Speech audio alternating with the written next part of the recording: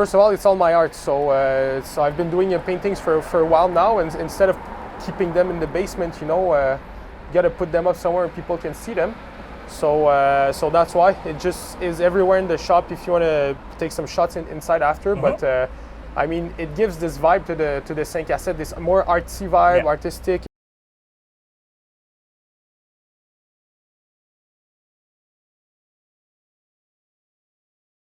Ladies and gentlemen, welcome back to All Beer Inside. I'm your not so humble host, Karp, and today we are in Ville-Émard sector of Montreal, or Ville-Émard borough technically in Montreal, and joining me is Lambert of Cinqàsept Beer Store. Hello, Mike. Hi, thank you very much for hosting us today. Appreciate this. We've been trying to do this for a while, but there's this small little pandemic's gotten in our way to do this. So, a little bit. I look forward to hearing about Cinqàsept. I've been coming regularly since I live nearby. You brought us out a beer to share here. What are we having? Let's start with the beer. The first things first. We're having this little smoothie beer from Brewski that we recently had in the shop this week. Mm-hmm. So it's almost gone by now, but we still have to taste it, right? Yeah, excellent. Okay, as we do on the show, a toast. A toast. Salud. Yeah, I'm a big fan of Brewski. Yeah, it's the best for a reason, huh? Mm-hmm. This is good. So Lambert, it's you and two other partners. What made you guys to decide to create Cinqàsept? It's me and one other partner, and the other guy that works with us is Sam. He's been working with us since the beginning as the employee, but he's pretty much always there. Mm-hmm. But my partner is Simon. Okay. And basically we started this in the pandemic. As a lot of people started different things during the pandemic, we had to renew ourselves. Ville-Émard, first of all, it's a neighborhood which had nothing. Mm-hmm. We were in Verdun, both of us. We'd lost our jobs, respectively. I was in the field of the interior design and architectural design. Okay. And Simon was in restaurants. So Simon calls me one day. I was looking for different alternatives to try to invest in some things because the market was crazy at that moment. But Simon calls me one day and he's like, hey, I've been looking at like convenience stores to sell that are selling their business. Mm-hmm. And I've been looking at the numbers, and if you crunch the numbers, it kind of makes sense, if we kind of turn this into a more like fancy kind of business. So I looked at it, we met. I'm like, hey, that was like August 2020 when we first thought about it. And like a week later, we just started looking at spots, and then with my design background, I was like, hey, how about we just start from scratch? We don't buy someone's inventory, just gonna build it up ourselves. And Simon was down with it, so we just start from scratch. We make something really nice looking and cool. And the idea was to get this place where it would become some sort of a ritual every week for people in the neighborhood, So we needed to be in a neighborhood where there was not too much offer. Mm-hmm. So that was mid-August. September 1st, we kind of shook hands on the fact that we're going to start a business. We incorporated the business then. And our goal was to get a location within a month. Mm-hmm. So October 1st, we signed for this place here, and everything was to be built. We had no fridge, we had no nothing. It was middle of the pandemic, and our goal was to open on December 1st. So we had basically 2 months to build the place, get the inventory, start ordering stuff, get the money, because we had no money at the time too. So, that's how it kind of started. If that answers the question, I could keep on going. Yeah, it sounds like everything just kind of like came together real quickly. Yeah. So that's cool. I know this was completely empty because I would take walks and there was nothing here until you guys were here. So. Absolutely. Yeah. And that was that was a whole challenge to turn this place into something very, very cool and funky and funny. We wanted to build this like really, really nice looking place that people would be like, hey, this is probably the nicest looking grocery store to buy your local beers and wines. We wanted to like display the products in a manner that like it looks artistic, and we value the artistic side of the products. So you probably saw it happening as it went. We put some things in the windows at some point. Yeah. It's kind of like we didn't say too much what it was, but people were getting people's attention. Yeah. So Cinqàsept, for those who don't know, in translating from English to French, is pretty much happy hour. Yeah, it is pretty much happy hour. Okay. Why Cinqàsept? That's a good question. The idea was to have a name that was kind of trendy, unique, original, and that would speak about the concept of the place and the essence of what we're doing. So Cinqàsept is the French word for happy hour, as you said. It's a word that's typically Quebecois word to say happy hour. So since it's a typical Quebecois word and we have products that fit with the apéro, then it just made sense to call it Cinqàsept and not write like 5A7, but like actually in all letters all together, so it looked just better like this as a brand. And so it all made sense with that word. It's my girlfriend actually found the name for it because we were like thinking about a bunch of different words, and she's like, just call it Cinqàsept. It's really simple, right? So it made a lot of sense. Having the unique name will definitely draw people's attention to it, I find. Absolutely. There's a sense also that like when you have a unique name, like you actually thought about it and you don't just open a store to sell stuff. There's that unique aspect to it, and it's like more than this, like having a Cinqàsept is almost a moment that you actually want to try things out. Like when I have a good cheese, a good this, a good that, like it's a moment for fine products. You don't just like buy popcorn or Doritos for a Cinqàsept, you know? It's like a kid's birthday or something like that, you know? So it just made sense having Quebecois stuff and for Cinqàsept, like, absolutely. That's awesome. I really like that. Plus you have ciders, local Quebec wines as well, and even charcuterie and food and stuff, because I know the law in Quebec is you need, I think it's $3,000 worth of food in your store at all times, more now. Like that. It used to be about that, but now they changed the law for $5,000. Okay. And not only that, if like $5,000, but you need to have a list of specific things to fit in as a grocery store. So you need to have boucherie, you need to have, meats, like fresh meats, you need to have fish, you need to have, conserve. The whole deal, basically. Okay. And they don't apply the law well, so that's why there's a lot of little stores that just sell alcohol and they don't really care, and they sell a bunch of like, dry sausage and hot sauce, you know. Doesn't make sense. Yeah. But although I'm a fan of dry sausage and hot sauce, so I'm not going to complain when I see that. I know. It's just in terms of law, it's like it's a bit of a free for all in that domain, which is kind of good too, you know. Yeah. It's always a change, and you know, government regulations are constantly changing. So who knows if it'll shift for the better. I know I only know of one store like yourselves, Boutique Cheers. Unfortunately, they're no longer open, but they were shipping during the pandemic. Was that an option for you guys? Did you think about maybe let's ship the beers out, let's set up an online store? It's a good question too. I mean, when we opened up, Cheers was open at that point, and their business was kind of booming in terms of the online service. Putting up an online service and online like store, I mean, it was kind of a big deal for us just to open the store and then to put up the shipping and stuff. We had not too many employees, the cash was low. So we thought about doing it, and then we're like, no, we're just gonna focus on our store, making the experience inside great, having the right advice to people, giving the good service, and we kind of left the idea on the side, but we thought about it for a while. Okay. But we do deliveries, but for big orders, like corporate stuff, you know. Okay. Speaking of that corporate stuff, you do have Théâtre Paradoxe across the street, old church that they turned into like a theater. Yeah. Do you guys do anything with them, or is it just hand out your flyers and come enjoy a beer outside before you go see your show? I mean, it kind of speaks for itself to have a terrace in front of Paradoxe, because when people have events there, they usually come there too early. So they just end up on our terrace and they chill, and the terrace just like fills up in 2 seconds. It's pretty intense. Yeah. And after that, they just leave. But Paradoxe, they're good friends of ours. We did an event there last year. It was freaking amazing. It's a great location to do any kind of event. It's insane. Yeah, I missed it out this summer. I know they had Nerd Stock, so it's like the geeky bands and stuff, and I'm sure you guys had a bunch of guys who look like me who enjoy that music just drinking beers on your terrace. Perhaps. That's possible. There's been a lot of things going on there. The terrace too. You guys are, I think, the only one I know of, at least in Montreal, that has a terrace. How did you get that? We worked hard for it, first thing, because it wasn't easy. Before the terrace, there was a bus stop, so it's a step-by-step thing.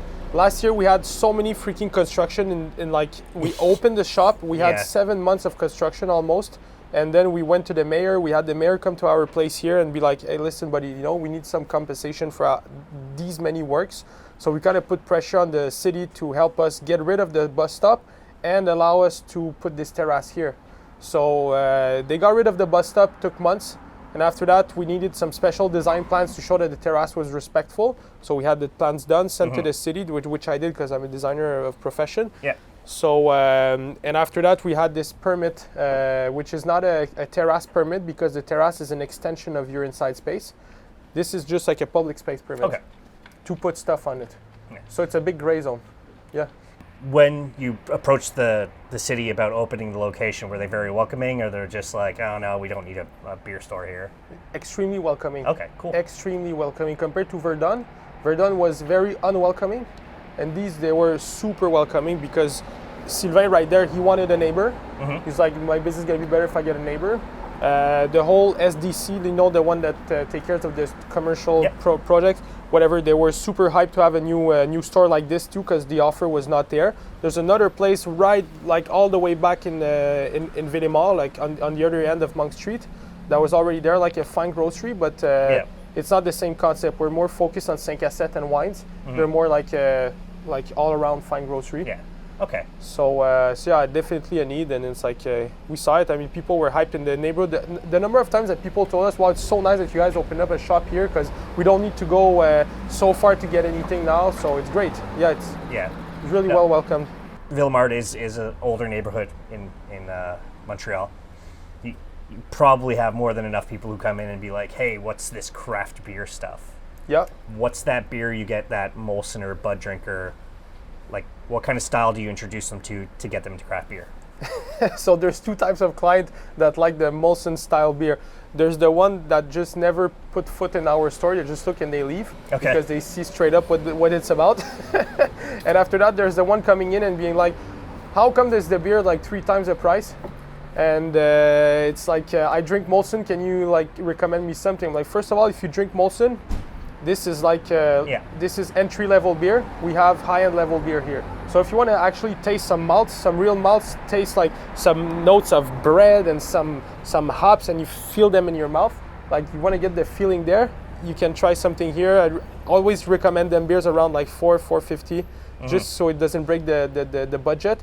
And always a blonde beer, like like a Silo, a good Louvain or something like that. Or even Louvain is a bit intense, but maybe like a Hopfen Shark is very easy to go by.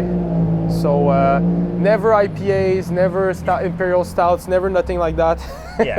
I mean, with the lager line that Catavagin has, this Music for Cancer beer as well from Mille. Yeah, 100%. These guys, that's good. And I mean, I'm also a very big fan of Catavagin.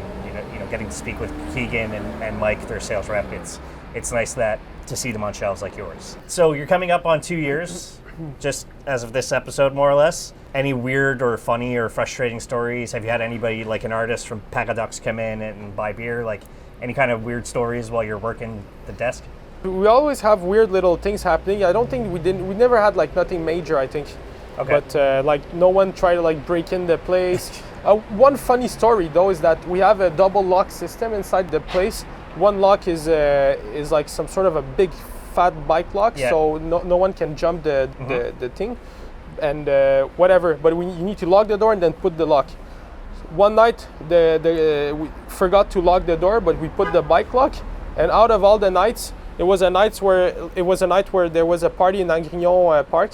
Okay. So a bunch of kids of like 16 years old just were like coming down the street at 1 a.m, and then there's just that girl just opens up the door for no apparent reason. And the lock was just there, but the thing went off. And oh, man. I saw that thing wake up in the middle of the night. What the hell? Someone's trying to rob our place. And then we look at the cameras, just that drunk girl just opened the door.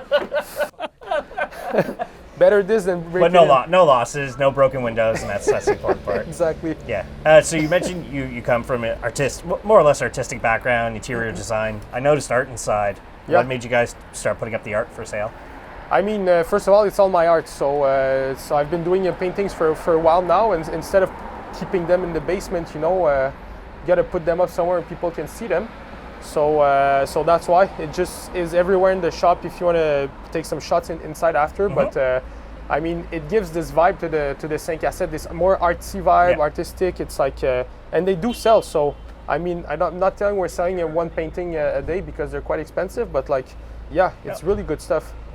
I like seeing that at breweries and at other breweries and other stores is when it's supporting you clearly, but if you didn't have art on the wall, maybe you'd contact another local artist and be like, hey, you want to put your stuff up? Well, because I've already sold all mine for now. No, exactly. We were thinking about it too, but like, you know what? This is my shop, and small. I say mine, but it's just because I'm there. But it's our shop. But still, it's my paintings. I have some walls now, and I can put them up for sale, and it's gonna generate some extra revenue for the shop.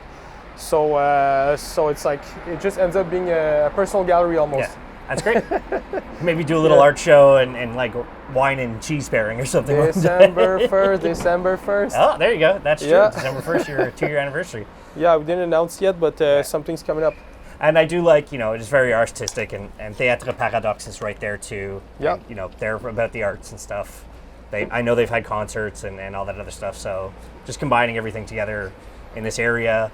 That's one of the reasons why we came here too. Because of Paradoxe, we're like, man, this is like the best venue to do any sort of event. It's right in front. People are going to show up here. They're going to come there. I mean, some comedians come here sometimes too. Yeah. Yeah. You're going to have to hijack La Cuvée from Little Burgundy and bring it over here instead. La Cuvée? Yeah, it's a beer / distillery alcohol festival every year. Yeah. Or real? Not the last 2 years because of a pandemic. Okay. But yeah, it's usually February. It's called La Cuvée. So. Oh, that's interesting actually, because we're thinking next year we're planning some sort of a big beer wine garden. Okay. Like on the terrace on the other side, because they have their own set of beer garden tables and stuff. Cool.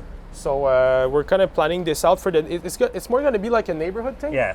But still, it's to develop. But there's going to be something next year, very fun.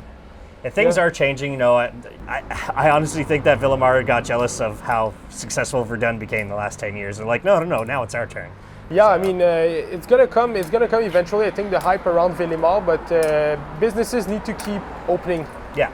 Because there's more business that close that open. It's about like the same now. Like two businesses that just opened last year just closed now. Like this cafe and the Portuguese chicken place just closed down after not even a year. So it's done. But after next project, the Buvette Monk, this is like the most hype project. People have been talking about it for like 4 years. So when this opens, if that stays open, I think this is gonna be like another like success on the street. Because I mean, our shop is going well. We've been adapting in the pandemic situation, but still everything is fine.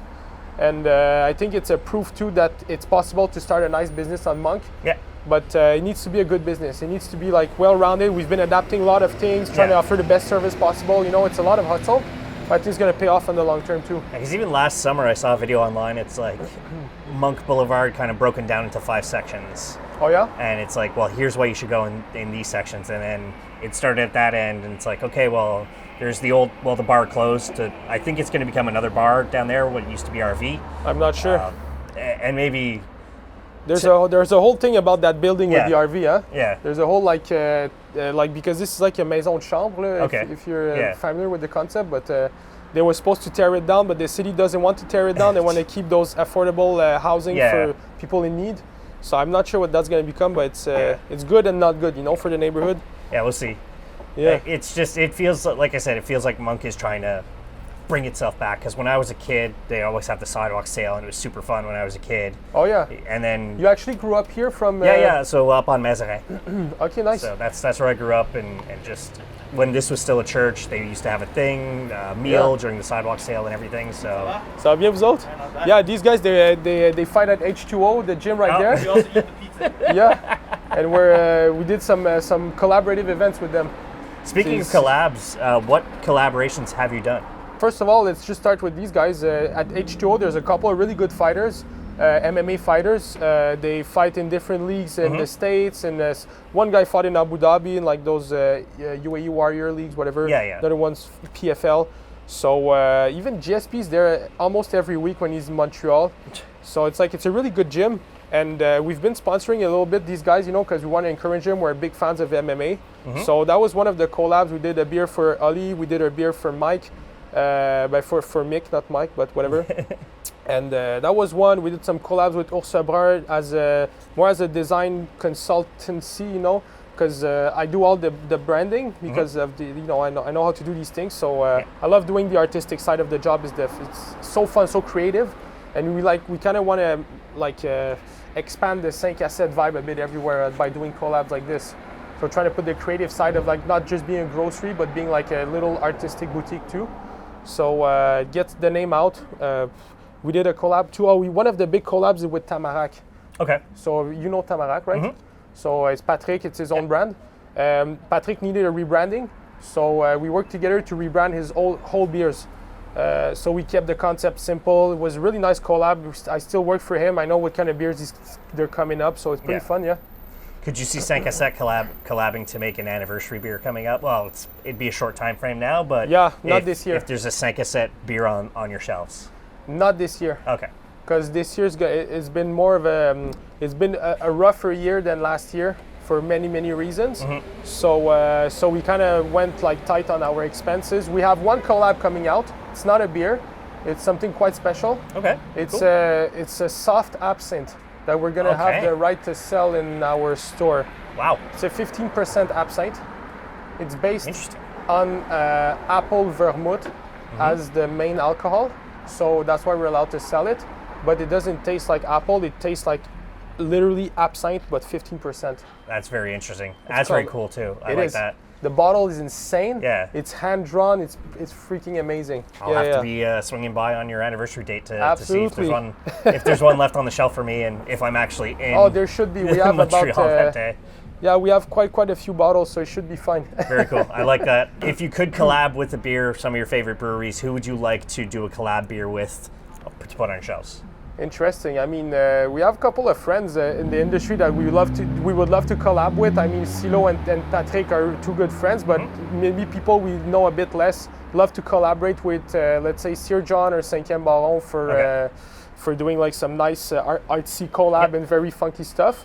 And one of our good friends, Damien, he's now brewing the beer at Brasserie du Bas-Canada. Okay. He's one of the main brewers. Man, Damien is a legend. He's really good microbiology background. I mean, he's a good friend of ours. So if you could collaborate with him through like BBC or something like that, it'd be really amazing too. I mean, you're coming up on your 2-year anniversary. Are you going to stay for the course, or is there expansions in mind? Like what's next for Cinqàsept as a brand? I mean, expansion is a tough thing, right? Because to expand, you need to have the resources. Right now, the idea is to focus until the end of the year on keeping it really tight in the store. And next year, we're gonna see if it means something to expand. You know, it's like think about it. It's paradoxical to expand something that needs to be unique. Yeah. So you want to have really unique products. You want to have like small batches, but then you want to have volume at the same time to expand the sales. So it's like, how do you do this? You know, there's like a fine line between being mainstream and being unique. Yeah. So we're kind of navigating that line. We're going to open something else for sure, but it's not going to be the same concept. It's going to be a different concept that's going to add to what's already existing. Okay. Yeah. So when we come out week before your anniversary, what's the big plan for the anniversary party? Anniversary party means fun and people we love. So it's gonna be open to everyone, but we're gonna strongly suggest people that we know to come. Mm-hmm. We're not exactly sure of the formula about tickets or not, and what we're allowed to do inside of the store or not. So we just need to figure that out exactly. But basically, it's gonna be a small release, small celebration. We're gonna close the shop on December 1st, starting a certain hour. Okay. And then we're gonna have a private event. It's gonna be it's like if we privatize the shop for one day. Yeah. Okay, so it's gonna be like only people that know us that can come in. Even if you don't have like a ticket or anything like that. No, Mike, we know you. It's our event. You want to come in? Yeah, you come. So and you're gonna have access to all the special releases. We're gonna have a couple of things going on. We're gonna have a couple of paintings too up there, new paintings to show, and we're gonna have it's gonna be like a bit of a chilling. We're gonna have free tastings. Very cool. So you're gonna be able to taste like a lot of different cool products because we're allowed to offer tasting in the shop. Mm-hmm. That's what I know. So it's gonna be that kind of like à la bonne franquette entre amis, tasting and access to en primeur to cool stuff. Very cool. Yeah. Love it. Yeah, I like the concept of like kind of just shut down as very specific, maybe let's say just 4 hours for your regulars and those that you want to invite there. I do like that concept. Nice. And you know what? You know the crazy thing is that all the terrace you see there, that needs to be gone by Monday, and we don't have a back store. So all these like metal frames, they're gonna be inside somewhere. Okay. And I'm gonna like recreate this vibe inside. Very cool. So it's gonna make it feel more naturey inside. Yeah, except for the trees though. The trees are staying out. But like the tables are gonna be inside. So maybe we're gonna use this kind of setup for the anniversary as well to make it look nice. Not sure exactly how that's going to work, but it's going to work, believe me. Very cool. I look forward to it. Yeah. So, awesome. Lambert, thank you very, very much for speaking with Thank us you, today Mike. about Cinqàsept. Very appreciate it. For those who don't know about Cinqàsept, let them know where they can find you on physically and on social media. You can find us at le Cinqàsept on Instagram. So the le is very important because you're going to end up somewhere else. And the shop is located on the 5980 Monk Street, Monk Boulevard in Ville-Émard, Montreal, just right above Verdun. So wherever you guys are from, come see us. You're going to have the best advice in the world to get the best beers, wines, ciders, and all the other products for your happy hour. From Quebec. From Quebec, yeah. Awesome. As for us, allbeerinside.com is the website, at allbeerinside on all social media. And as you see at the end of all episodes, drink craft, not crap.